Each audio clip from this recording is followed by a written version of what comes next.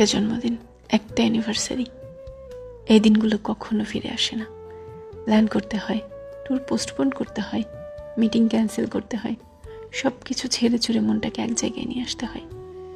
কখনো 2 ঘন্টা আমার অপেক্ষায় ফোনের স্ক্রিনের দিকে তাকিয়ে চোখের জল ফেলো। সেদিন আমায় বলতে এসো, accept me as I am. প্রাক্তন মুভিতে ঋতুপর্ণার এই ডায়লগটা আমার কাছে খুব বেশি প্রিয়। মাঝে মাঝে সব কিছুর ঊর্ধ্বে গিয়ে আমরা প্রিয় মানুষগুলোর কাছে একটু সময় আর যত্ন চাই, একটুখানি আদরে আবদারে প্রশ্রয় চাই, বিশেষ দিনগুলোতে বিশেষ কিছু মুহূর্ত চাই। হয়তো সবার জীবনে সেরকম মানুষ থাকে না, আর থাকলেও সেটা তারা বুঝতে পারে না, বা কখনো বোঝার প্রয়োজনীয়তাই মনে করে না।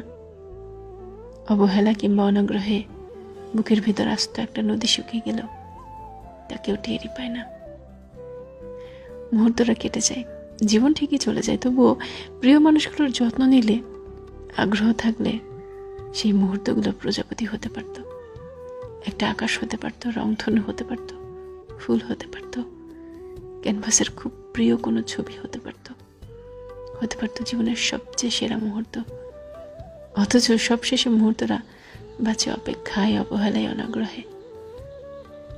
অবহেলায় মানুষ মরে না, অভিমান জমতে জমতে একদিন পাহাড় হয়। এক সময় মানুষ প্রত্যাশা ছেড়ে দেয়, অভিমান অভিযোগ করা বন্ধ করে দেয়, চুপ হয়ে যায়, ইচ্ছেদের উড়িয়ে দেয় আকাশে। কেবল দীর্ঘশ্বাসে হঠাৎ হঠাৎ মনে হয় জীবন কিংবা মুহূর্তগুলো আসলেই অন্যরকম হতে পারত। হ্যাঁ, হতেই তো পারত।